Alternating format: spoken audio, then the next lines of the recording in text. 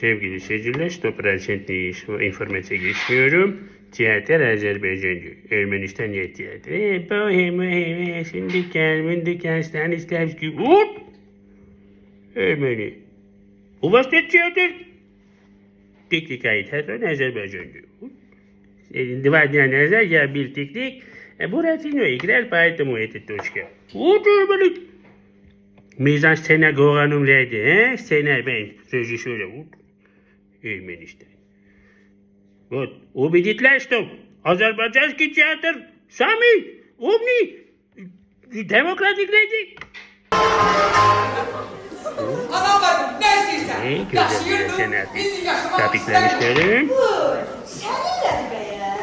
Senin elinden. Vasiyet Ermeni такой artisti. Desdemona Azerbaycan'da. Romeo Juliet Azerbaycan'da. Othello Azerbaycan'da. Kikos, Ermenistan. Ermeni. Արամ Մանուկյանի գործկա մոնոներկայացումը կրկին բեմին կլինի նոյեմբերի 27-ին ժամը 19:30-ին։ Հումորաշատ երեկոյի համար ամրագրեք տոմսերը Տոմսար կղկետեմից կամ առաքման համար զանգահարեք 060 27 60 00 հեռախոսահամարով։